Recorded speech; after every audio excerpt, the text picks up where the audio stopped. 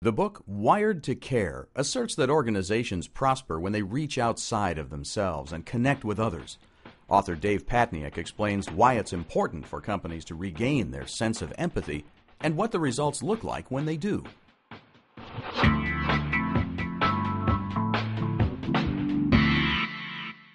I've had the chance to collaborate with some of the world's most amazing companies. Companies like Target and Nike and Virgin. These firms have been able to grow sustainably over time, in good times and bad. It's clear to me that what makes these guys special, what enables them to innovate and grow time and again, is their sense of empathy for the world around them. Imagine a company where every single person has an intuition and a gut sense for what keeps ordinary people up at night. Not just in marketing or design, but in R&D and HR and finance and legal too. Take a place like Nike.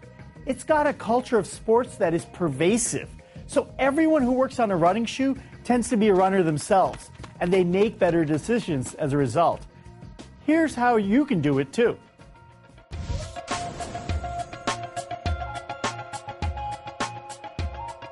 Every single one of us is born with the ability to empathize with others. Unfortunately, most companies do a great job of systematically beating that out of us.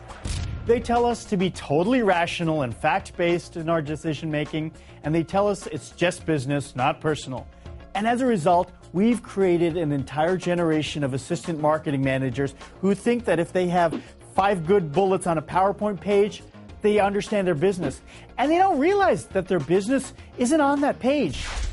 It's out in the world where people are living their lives, and in the homes where they're raising their kids, and in the stores where they're buying the things that they need. Here are 3 basic principles, 3 things that you can do today to start regaining that sense of empathy for the world beyond your walls. Number 1, get outside. Skip out on that next meeting of yours and go spend the afternoon talking to the folks who actually buy your products and services. The folks who ultimately fund your 401k.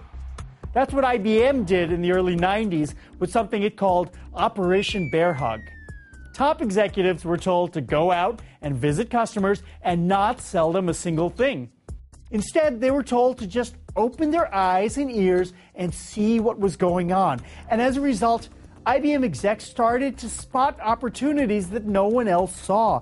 Things like e-business, a huge source of growth for them over the next 10 years.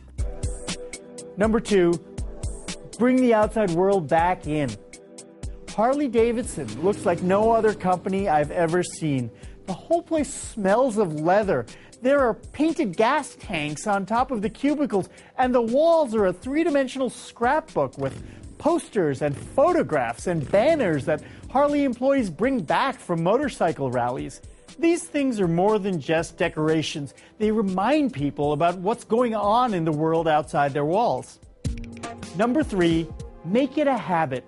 Empathic companies don't just connect with the world once or twice a year. For them, it's an ongoing conversation. That's why David Neeleman, the former CEO of JetBlue, used to fly JetBlue 2 or 3 times a week. And he'd hand out cookies and crackers with the flight attendants so he could spend time talking to passengers. David understood that to stay in touch with ordinary people, you need to spend time with them and make it a habit.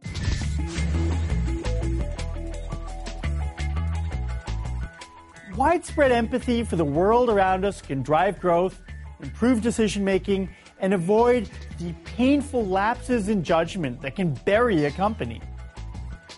But it can even provide something that most companies struggle to give their employees, a reason to come into work every day. When you have a gut sense for the people you serve, you can't help but get a sense of mission about the work that you do. Thank you for reading Wired to Care.